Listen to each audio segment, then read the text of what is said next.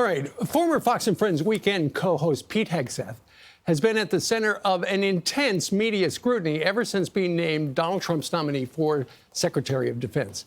Pete has faced several accusations, including abuse, sexual assault, and more. There was also a leaked email from Pete's mom from 2018 that was published in the New York Times, and in it, she was critical of his past relationships with women. Pete's mother, Penelope Hegseth, joins us live on the set to tell us what she wanted to tell us. You called us yesterday and you said you wanted to come on. I did. I said I would do anything for my son. I completely get this. You never in a million years thought you would be doing this. No. Because you didn't realize that this email you wrote in 2018, somebody leaked it to the New York Times. Correct. And they printed it. Correct. I'm going to read part of it. You say, this is to Pete, during the 2018 divorce. You say, I have no respect for any man that belittles, lies, cheats, and sleeps around. And you go on and say, you are that man and have been for years. And as your mother, it pains me and embarrasses me to say that, but it is a sad, sad truth. You say, we still love you, but we are broken by your behavior and your lack of character. Mm-hmm. When you wrote that, what's the backstory? What was going on that made you so angry you wanted to write that? Well, I will tell that story in a moment, but let me make two statements first, and one is to President Trump. And I want to say thank you for your belief in my son. We all believe in him. We really believe that he is not that man he was 7 years ago. I'm not that mother. And I hope people will hear that story today and the truth of that story. So the other thing I want to say is I am here to tell the truth to the American people and tell the truth to the senators on the Hill, right, especially our female senators. I really hope that you will not listen to the media and that you will listen to Pete. Well, and you're here to tell us, because you are in the news now. So why did you write that email in 2018? Right. Well, what was going on? Right. Let's go back 7 years, which if we all went back 7 years, we would see that maybe we were not the people we are today. But they were going through, Pete and his wife at the time were going through a very difficult divorce. It was a very emotional time, and I'm sure many of you across the country understand how difficult divorce is on a family. There's emotions. We say things, and I wrote that in haste. I wrote that with deep emotions. I wrote that as a parent, and about 2 hours later, my husband tells me I should think through things a little bit more, but Pete and I are both very passionate people. I wrote that out of love. And about 2 hours later, I retracted it with an apology email, but nobody's seen that. So it was a difficult time. I want to say something about the media. And part of today is to discredit the media and how they operate. When they contact you, I let a few phone calls go, but then they call you and say they threaten you. That's the first thing they do. Right. They say, unless you make a statement, we will publish it as is. And I think that's a despicable way to treat anyone. Threats are dangerous, and they're hard on families. So to recap, you were angry about what was going on, his behavior during the divorce. Right. And so you wrote that email. And then, you know, a couple hours later, you apologized. Mm-hmm. And you guys talked and you worked it out? Yes. Oh, yeah. Oh, yeah. Pete and I are very close today. In fact, our whole family is very tight-knit. But I think that we as parents, we always parent. No, I get it. I mean, and that was 7 years ago. I want to talk in a minute about who Pete is today. Right. There are, and you wanted to come on to talk a little bit, and you mentioned a moment ago the media scrutiny. You know, there are allegations of sexual assault, excessive alcohol use, infidelity, financial mismanagement. As a parent, that's really hard to, it's hard to hear. Right. Well, our job as parents are to correct. They are to speak truth. And I am a passionate person like Pete, and sometimes emotional words come out. I don't believe any of that is true, any of it. And I'm here. I wouldn't be sitting in this chair today if I didn't believe that about my son. Right. How's the family holding up? Oh, we're okay. We have a deep, deep faith. Not only in each other, but in God. And our friends have been amazing. The support we've been receiving has been amazing. So we're trusting in our God and in our faith and in our family. Mm-hmm. What do you say to people who have read the stuff about Pete or heard the stuff about Pete? You're here, you said he has changed. Oh, absolutely. How do you convince people of that? Okay, well, I start with 4 things. First, I have a very intelligent son. I have a leader son. I've known that since he was 2. He went to Princeton and Harvard. By the way, he returned the Harvard diploma, but I wouldn't let him return the Princeton because I worked too hard for that one. So that one's going to stay. That's on his wall. He's written 2 New York Times bestsellers. What mother can say that?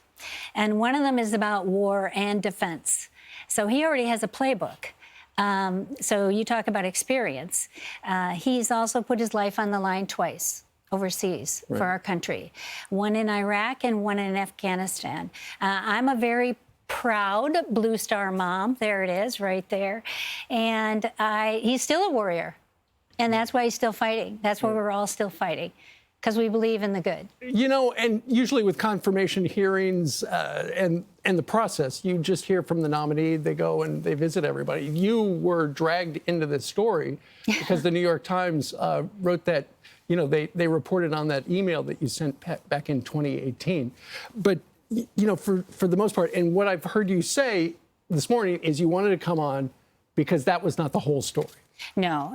And I want people to look at Pete, judge people, or understand him for who he is today, and to disregard the media. That was 7 years ago. And most of it is misinformation. And the way they threaten you, I think, is very hurtful. And the person who leaked it, I don't know who that is, and I don't think I will need to. But Pete is a new person. He's redeemed, forgiven, changed. I think we all are after 7 years. I believe he's the man for the job. I think being a TV news host, I think prepares you for most things in a position like this. You're a good communicator. You have to think on your feet. You take charge. So I think everybody should do a year with Fox. There you go. It's got to be tough as his mother to hear the drip, drip, drip, because every day more stuff comes out. It's like you probably hate to turn on your phone because it's like, hey, it's my cousin telling me the latest news about Pete. But I know Pete. And the people who know us know Pete. And Trump knows Pete. And he knows the Pete of today. And he knows the Pete who is a good father, a good husband to Jen. He's got 7 kids. He's a wonderful son, and a wonderful son to his brothers and all his friends. He's a changed man, and I just hope people will get to know who Pete is today, especially our dear female senators, that you would listen to him, listen with your heart to the truth of Pete. And what I heard you say just a moment ago, Penny, was he's a changed man. He is. So the man you wrote to in 2018, who you were really mad at. As a mom. He is different than that man. Absolutely. I believe that with all my heart. And I wouldn't be sitting here if I didn't believe he's the man for the job. What do you, as you look at what is going on in Washington, D.C., correct. This is the way it works. You know, there are people who want Pete to get the job. There are people who don't want Pete to get the job. As a mother, that's got to be tough. Well, they don't like my son. Then you add on these allegations, and it's like, okay, it becomes a little more complicated. You know, Pete and I becomes much more complicated. Right. Pete and I are both warriors, and I've developed a really tough skin over the years. First raising Pete, and then going through war, saying goodbye to his son, to war. what mom needs to do that. And then his accomplishments and his qualities as a leader. He is strong. Yeah. He is capable. And I think his experience, I think the people that Trump has picked are not the ones you would expect. And I love that. Yeah. Given the fact that you have suddenly become part of the story because of the 2018 email you sent Pete, as a parent, do you feel a little guilty? Man, I wish I hadn't written that because now I have made a mess. Well, don't you think everyone has regrets as a parent? It's not an easy job, and we've all made mistakes. Right. We've all. And I would challenge anyone who thinks they're qualified to throw the first stone. Does it upset you that it has brought so much scrutiny to your family? Well, that's hard. I mean, yes, that is hard. Because there are people looking, throughout his entire history and whatever that means. Yeah, but we've been through a lot as a family. And our faith has assured us that greater is he that is in us than he that is in the world.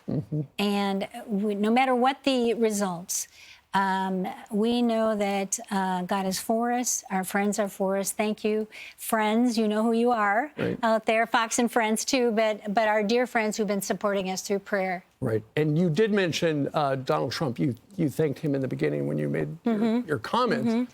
Has Pete heard from Mr. Trump? Oh, yeah, they talk often. And what's going on between the two well, of them? the that other you can night I talk heard about? that everything was good. So I'm not in that world directly, but I think Trump is a good man, and I think he's picked some good nominees, and I think the senators need to listen. Do you worry, Penny, though, that Donald Trump's trying to hit the ground running? Of course. In less than 50 days, and the Pete Hegseth stuff has become a distraction? To a degree, but I think it can be overcome.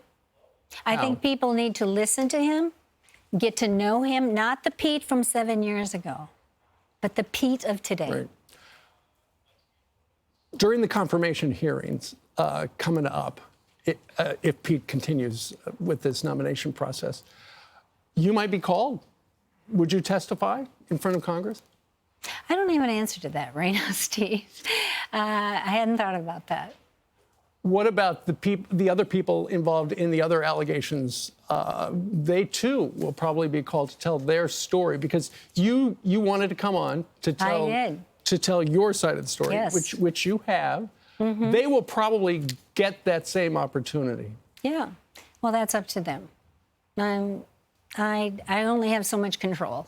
Yeah. But I want to make two final statements. I want to thank Fox News, for all of you at Fox, from makeup to cameramen, to producers, to the other hosts, and how you've grown him as a leader. Because I think everybody should do a year on Fox. You learn to be a communicator. You learn to be take charge. Penny, what's something, he worked here until just like a week ago. I know. We all know him. As his mother, what's one thing about Pete people don't realize? That he's got a big heart, that he's very smart.